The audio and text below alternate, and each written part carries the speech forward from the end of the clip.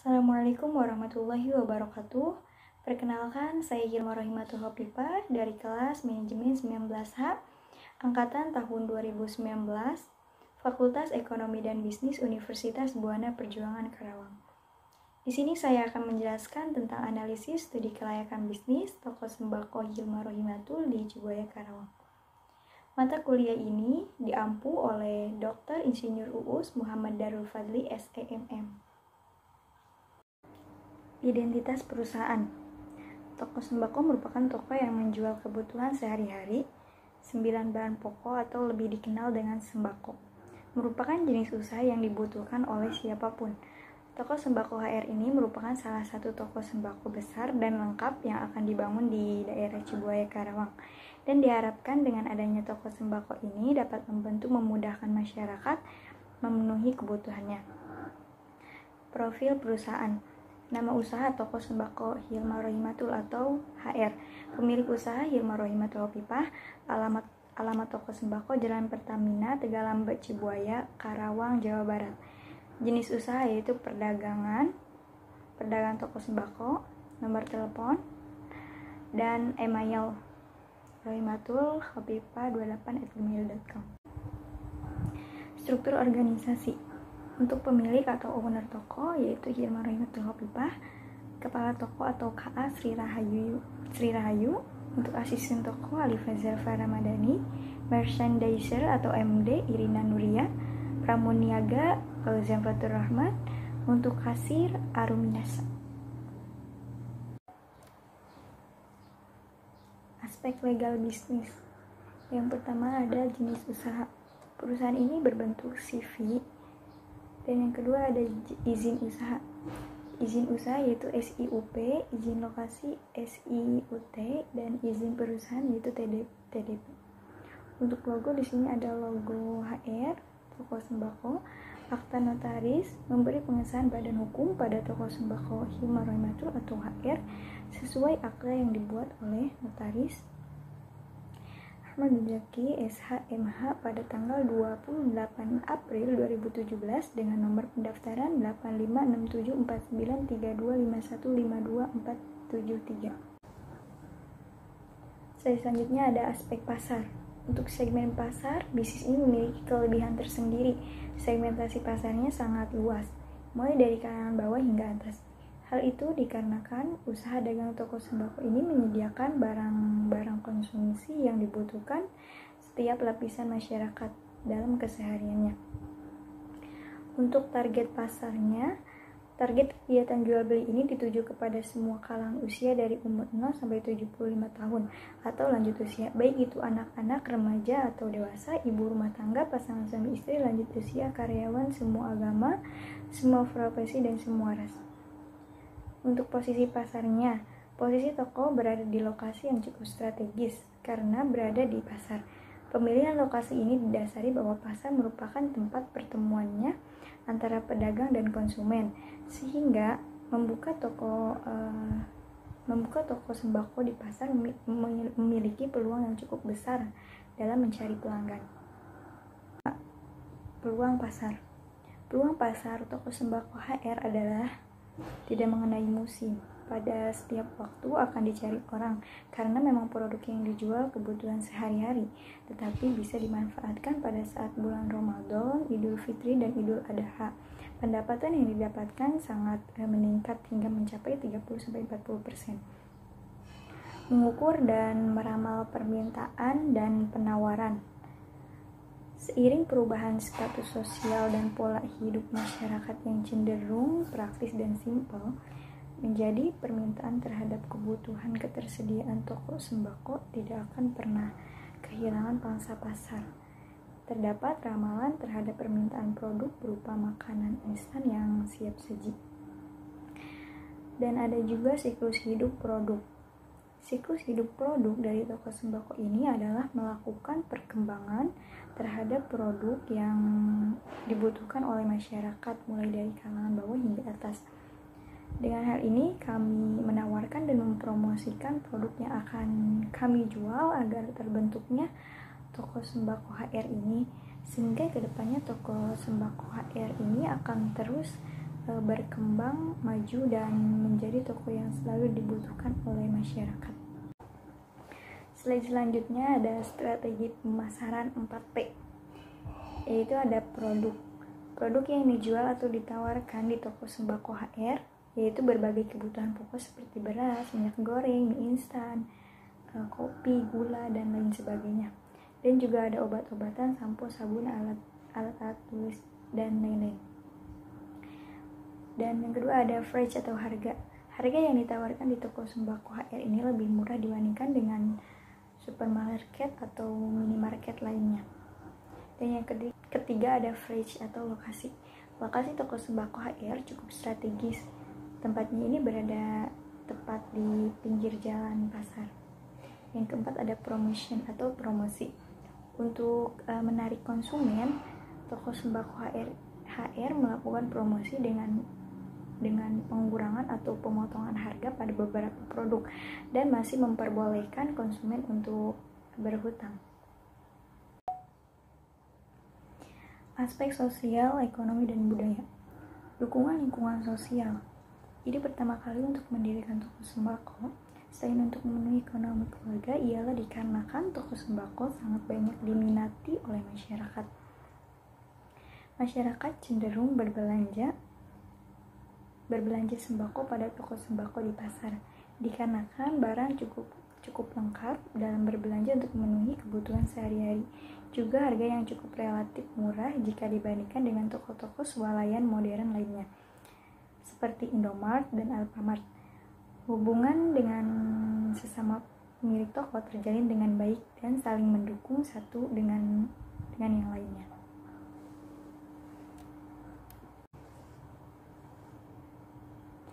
Lanjut, ada aspek sosial.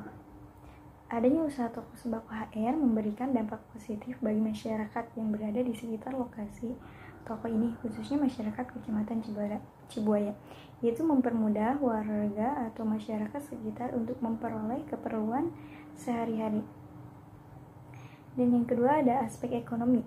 Toko sembako HR dapat meningkatkan ekonomi atau pendapatan bagi pemilik usaha tersebut, berperan dalam menambah PDB daerah. Yang ketiga ada aspek budaya.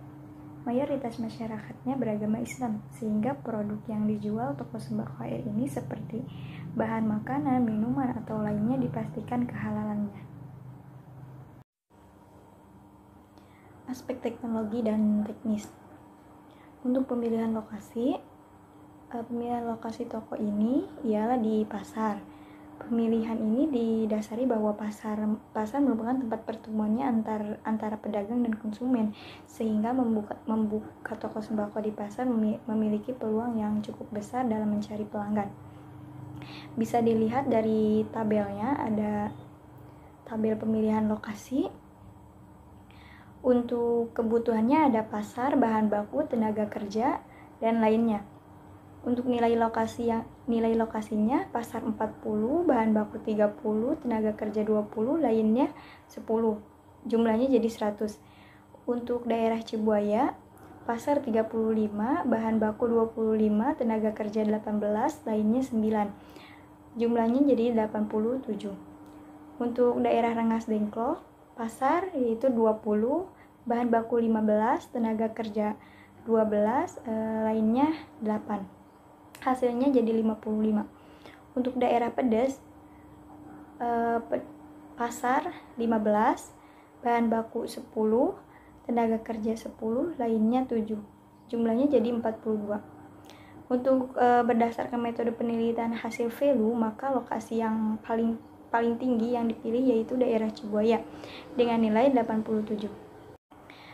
Dan ada juga teknologi.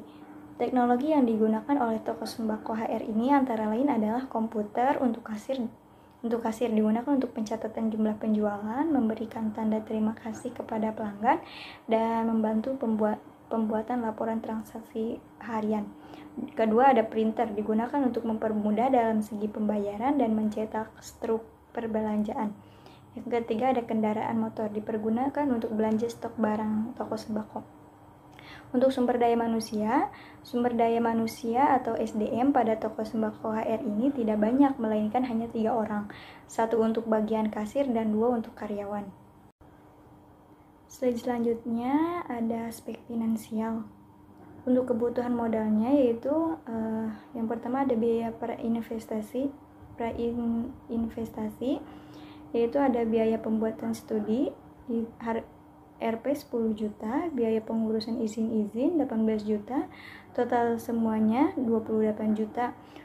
Yang kedua ada biaya investasi, aktiva tetap berwujud, bangunan dan tanah 450 juta, kendaraan 180 juta, mesin 19 juta, peralatan 16 juta, perlengkapan 16 juta, total biaya 681 juta. Untuk aktiva tetap tidak berwujud, ada merek dagang 3 juta dan total investasi 712 juta. Untuk investasi Rp 712 juta, modal awalnya 60 juta, umur ekonomisnya yaitu 5 tahun, penyusutan investasi dikurangi modal awal dibagi umur ekonomis. Penyusutan 712 juta dikurangi 60 juta modal awal dan dibagi umur ekonomis 5 tahun. Penyusutan sama dengan 130 juta 400 ribu. Selanjutnya biaya operasional.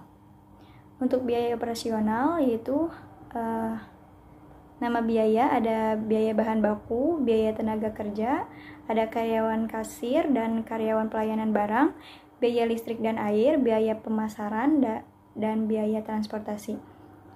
Untuk total per bulannya, biaya bahan baku 20 juta, biaya tenaga kerja untuk karyawan kasir 1 orang yaitu 500 ribu, karyawan pelayanan barang 2 orang yaitu 1 juta, biaya listrik dan air 1.500.000, biaya pemasaran 500 ribu, biaya transportasi 1.200.000.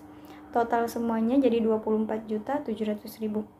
Untuk total per tahunnya, biaya bahan baku 240 juta, biaya tenaga kerja untuk karyawan kasir yaitu 1 orang yaitu 6 juta, karyawan pelayanan barang 2 orang 12 juta, biaya listrik dan air 18 juta, biaya pemasaran 6 juta, biaya transportasi 14.400.000. Total semuanya jadi 296.400.000. Cash flow atau laporan arus kas. Tahunnya dari tahun 2021 sampai 2025. EAT-nya bisa dilihat dari tabel. Totalnya jadi 1,200 juta. Untuk penyusutannya yaitu 130.400.000. Kas bersih atau proshare-nya 300 juta, 320, 340, 360, dan 380 juta. Totalnya jadi 1,700 juta. DF-nya yaitu 10%. Untuk PP kas bersihnya proshare dikali DF 10%. Total PP kas bersih yaitu 1,274.220.000. Payback period atau PP. Investasi dikurangi kas bersih tahun ke-1. Investasinya 712 juta, kas bersih tahun ke-1-nya 200 juta. Total 512 juta. Kas bersih tahun kedua yaitu 220 juta. 512 juta dikurangi kas bersih tahun kedua 220 juta. Total jadi 292 juta. Untuk kas bersih tahun ketiga 210 juta. 292 juta dikurangi kas bersih tahun ketiga. Total 52 juta.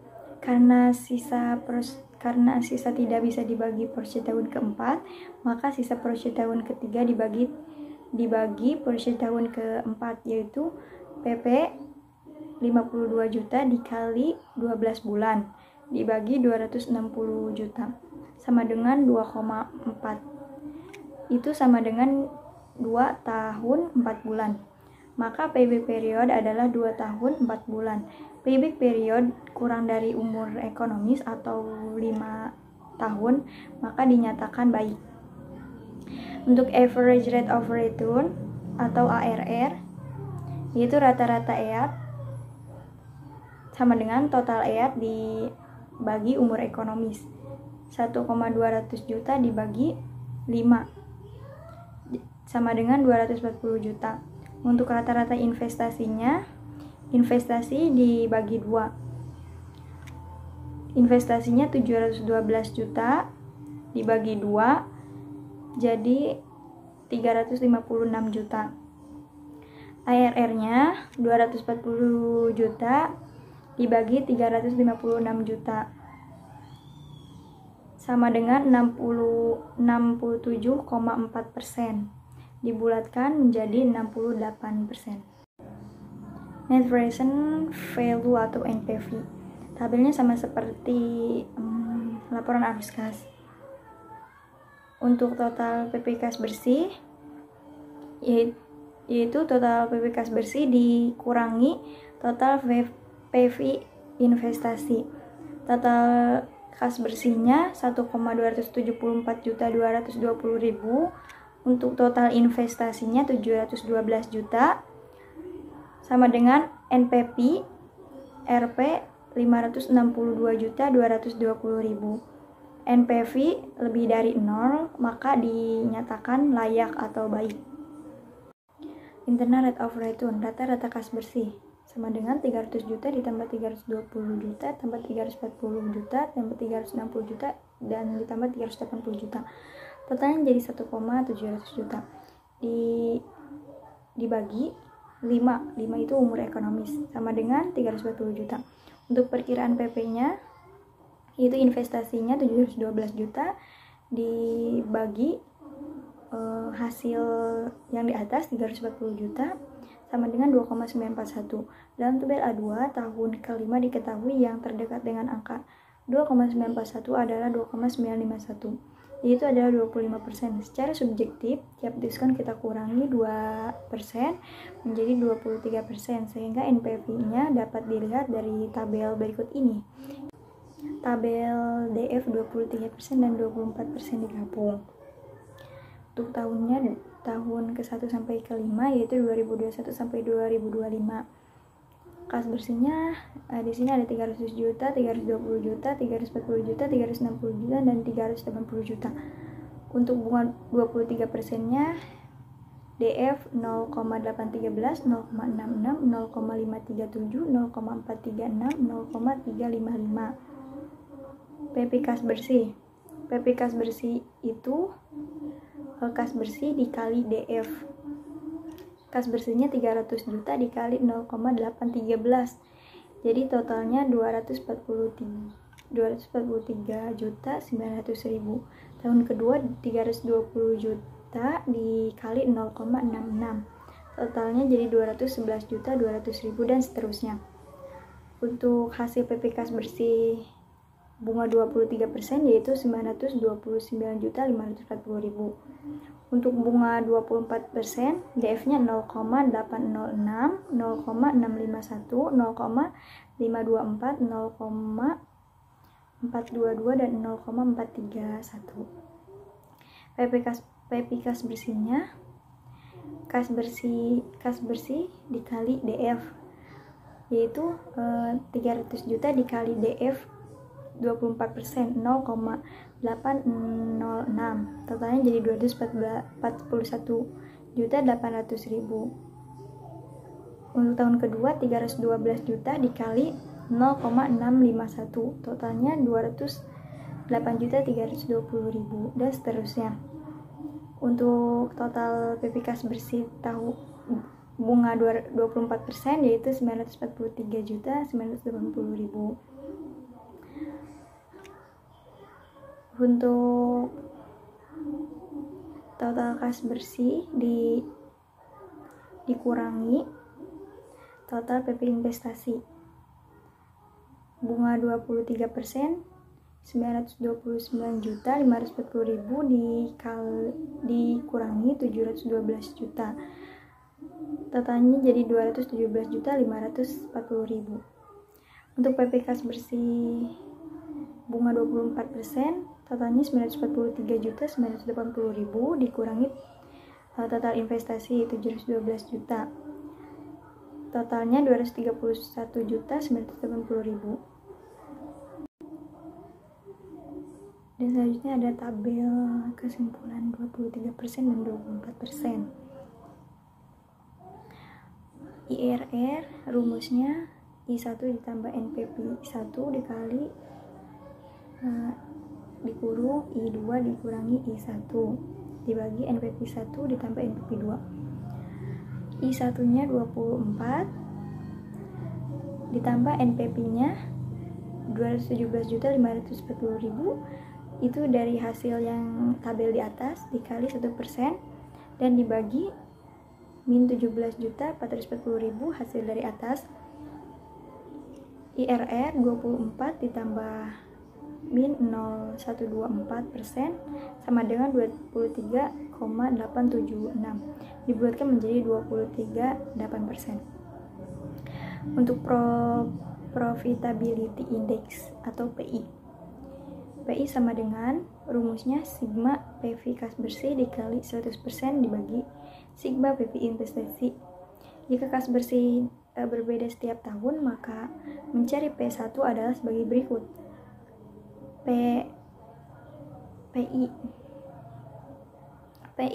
PI sama dengan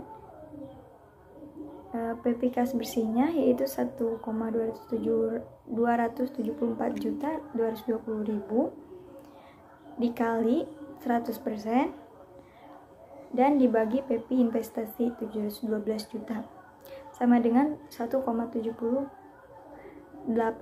kali dibulatkan menjadi 1,7 kali. PI lebih besar dari 1 maka diterima atau baik. Kesimpulan aspek finansial. Payback period atau PP sama dengan 2 tahun 4 bulan. Jangka waktu atau periode pengambilan investasi usaha toko sembako HR yaitu 2 tahun 4 bulan. Untuk average rate of return atau ARR sama dengan 68%. Rata-rata pengambilan bunga investasi sebesar 68%. Dan selanjutnya ada net present value atau NPV sama dengan 562.220.000. Selisih antara PV kas bersih dan PV investasi sebesar 562.220.000 karena bernilai positif, maka usaha ini layak. Internal rate of return atau IRR sama dengan 23,8%. Tingkat pengambilan hasil internal adalah 23,8%. Profitability index atau PI sama dengan 1,4. Rasio aktivitas dari jumlah nilai sekarang penerimaan bersih dengan nilai sekarang pengeluaran investasi selama umur investasi adalah 1,4. Kesimpulan dari PowerPoint ini yaitu mendirikan toko sembako merupakan salah satu bisnis yang menjanjikan karena sangat mudah untuk dijalankan. Produk yang dijual adalah kebutuhan sehari-hari seperti minyak goreng, beras, telur, gula, tepung, dan bahan makanan lainnya.